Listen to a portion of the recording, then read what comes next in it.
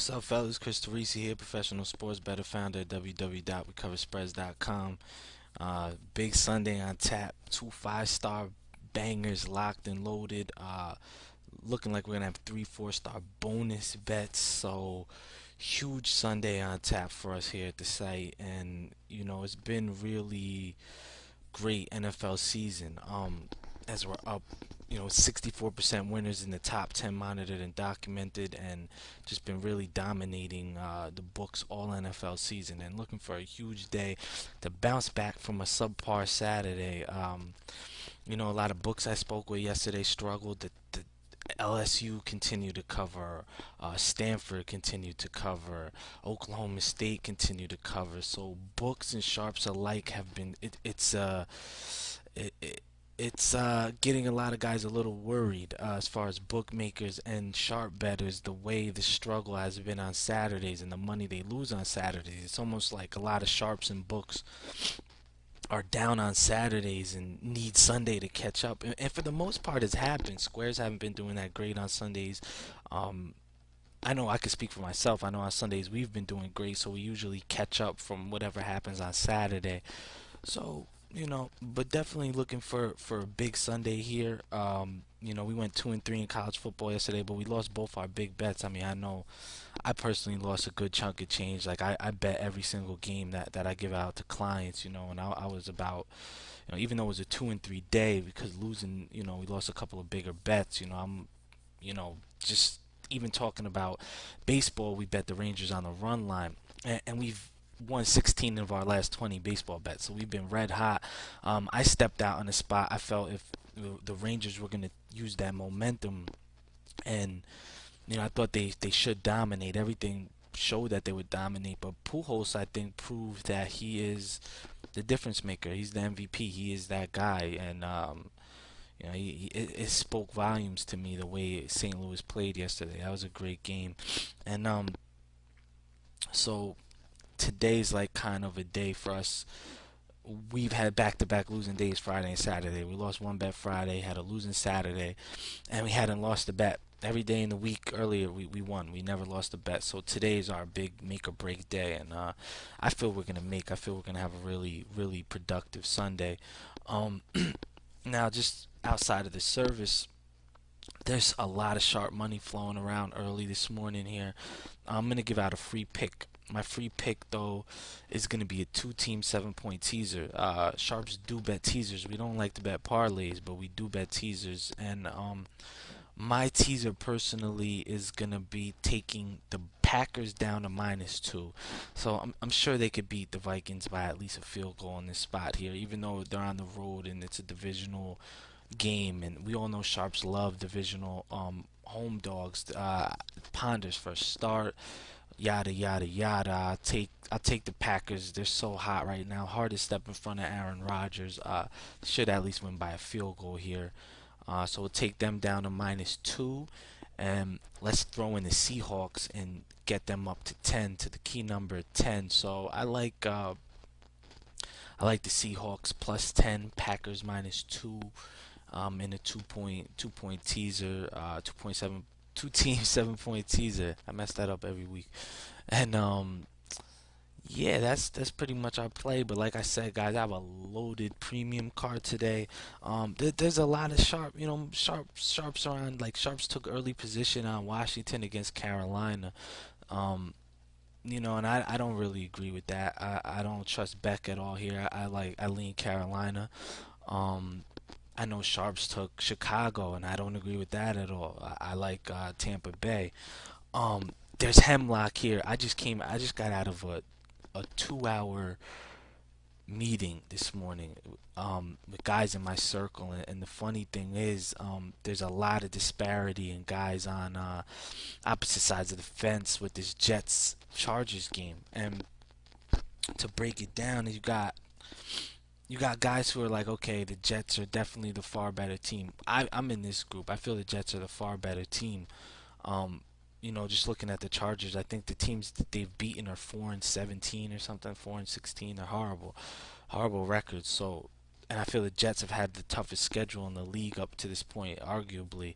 Uh, you know, playing a lot of, they play the Ravens, the Patriots. I mean, not too many teams have played the caliber of teams that they've played so far. The Raiders, so a lot of playoff caliber teams, the Cowboys. So I feel there's a mismatch there, but a lot of guys here are arguing and making a case for the fact the Chargers are coming off the bye and the Jets are on a short prep week. And that's a tough case. They feel that Rivers will be able to get it done here. He'll do just enough. So big time disparity here in New York on that game. That's probably the biggest, game with the most disparity here in New York. Um, with my crew, a local, sharp betters. I think there's a lot of new starting quarterbacks today that you guys as betters could take advantage of. I'm not saying, to bet against them, but I think betting the under, as games will be called, the play calling will be a little more vanilla. So you got the Washington game with Beck making a start. He's not a great quarterback, so that's a guy there. He'll probably be on a short leash. But on the other side, Carolina, their offense has shown some firepower, but it'll be interesting. But I think that game you get some value with the under. You got Tebow down there in Miami. Against Matt Moore, who's making his second start, looked horrible. Miami's offense looked horrible. So interesting to see what they do with Tebow. This is the one I'm not as like gun happy with, but I would lean slightly the under in the Miami Denver game. Um, the other game with a starter making his first start of the year is Ponder. Christian Ponder out in against Green Bay. Um, I think they'll keep it fairly vanilla with him. Surprised they started him this week. I thought they would start him after the bye.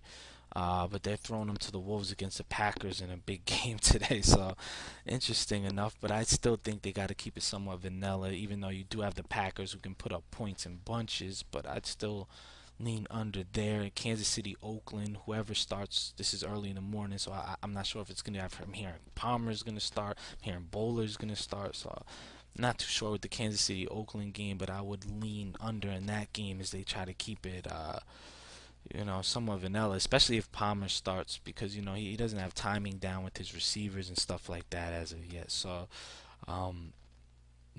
that's another under. So I think there's value with all those unders, and we all know the leagues finally bucked the over trend last week. We saw a lot of overs throughout the beginning of the year. But I think a lot of it now is defenses have more tape. They didn't have as much time to practice early in the year, so they have a lot more tape to work off of. So I think that over trend that we saw early in the season will start to buck, and it'll start to even itself out definitely through, from now to the end of the season. It's not going to be like such a high tally of overs cashing every week. I think, the 50-50s itself out toward the end of the year from now on.